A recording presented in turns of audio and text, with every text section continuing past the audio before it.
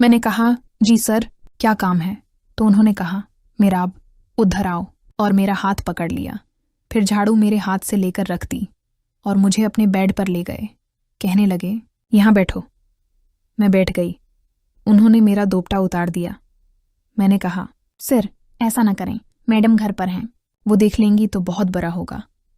لیکن ریحان صاحب کہنے لگے کہ وہ سو رہی ہیں، میں نے انہیں دوا دے رکھی ہے، وہ دیر سے اٹھیں گی۔ دراصل میں ڈر رہی تھی۔ ریحان صاحب لمبے چوڑے اور مضبوط آدمی تھے، یہ سوچ کر میں واقعی خوفزدہ تھی، اور میں صرف 18 سال کی تھی جبکہ ریحان 30 سال کے تھے، اس لیے میں بہت گھبرائی ہوئی تھی۔ خیر ریحان نے میری ایک نہ سنی اور میرے کپڑے اتار دیے اور اپنے بھی اتار لیے۔ پھر وہ میرے اوپر آ گئے اور جیسے ہی انہوں نے دباؤ ڈالا میرا زوردار چلانے لگی۔ ریحان نے میرا منہ دبا لیا اور اپنا کام جاری رکھا۔ میں چلاتی رہی لیکن انہوں نے ایک نہ سنی اور اپنا کام کیے بغیر نہیں رکے۔ میری آنکھیں کھلی کی کھلی رہ گئی تھیں، میری حالت بہت خراب ہو گئی تھی۔ ریحان مجھے اٹھنے کے لیے کہہ رہے تھے لیکن مجھے ہوش نہیں تھا۔ انہوں نے میرا ہاتھ پکڑ کر کھڑا کیا اور مجھے باتھ روم لے گئے۔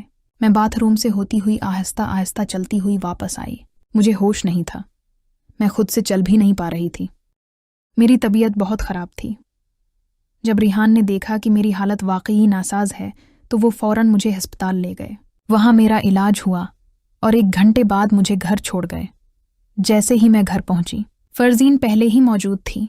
اس نے مجھے دیکھتے ہی کہا کیا بات ہے، تمہاری طبیعت خراب ہے، چل بھی نہیں پا رہی؟ میں نے کہا مجھے اچانک بخار ہو گیا تھا، یہ دوائیاں ہیں۔ ریحان مجھے ہسپتال لے گئے تھے۔ امی اور فرزین مجھے کمرے میں لے گئے اور کہا کہ آرام سے سو جاؤ۔ تھوڑی دیر بعد امی چائے لے کر آئیں اور کہا کہ پی لو۔ میں نے اٹھ کر چائے پی۔ مجھے بہت درد ہو رہا تھا کیونکہ ریحان نے میری حالت بگاڑ دی تھی۔ جو ڈر تھا وہی ہوا۔ مجھے لگ رہا تھا کہ وہ میرے ساتھ کچھ برا کریں گے اور انہوں نے وہی کیا۔ انہیں ذرا بھی ترس نہیں آیا۔ خیر میں نے چائے پی اور سو گئی۔ پھر رات کو 9 بجے مجھے جگایا گیا اور کھانے کو کہا گیا۔ میں اٹھ کر بیٹھ گئی اور کھانا کھایا۔ کھانے کے بعد میں باتھ روم گئی، دوائیں کھائیں اور پھر سو گئی۔ صبح آنکھ کھلی تو درد اور بڑھ گیا تھا۔ میں نے ناشتہ کیا اور پھر دوائیں لیں۔ امی نے کہا آج تم کام پر مت جاؤ، فرزین کو بھیجتی ہیں۔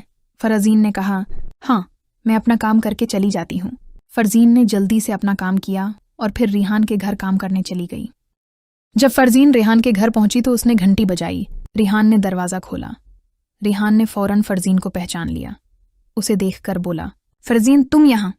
فرزین نے کہا ہاں ریحان بھائی، میراب کی طبیعت خراب ہے، اسے بخار ہے، اس لیے میں آج اس کی جگہ کام کرنے آ گئی ہوں۔ ریحان نے کہا ٹھیک ہے اندر آ جاؤ۔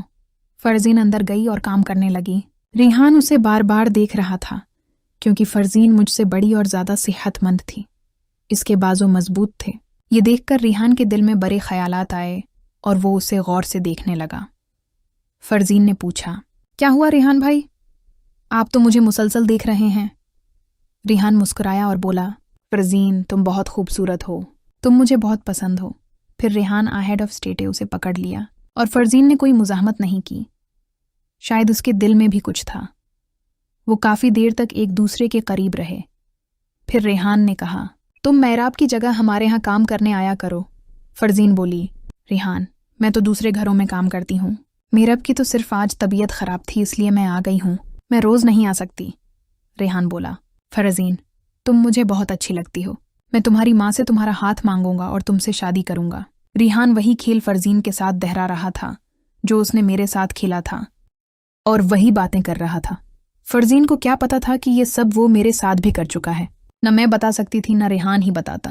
اب فرزین کے دل میں بھی ریحان کے لیے محبت جاگ اٹھی۔ اس نے کہا ریحان تم مجھے بھی بہت اچھے لگتے ہو، کیا تم واقعی مجھ سے شادی کرو گے؟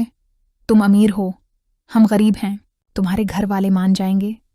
ریحان نے کہا میں سب کو مان لوں گا، تم بس تیار ہو جاؤ اور کل سے ہمارے ہاں کام کرنے آنا۔ فرزین بولی دیکھتی ہوں، اگر کل میراب کی طبیعت ٹھیک نہ ہوئی تو میں پھر بھی آ جاؤں گی۔ ریحان نے فرزین کے گال پر ہلکا سا تھپڑی دیا اور کہا یار تم بہت اچھی لگتی ہو،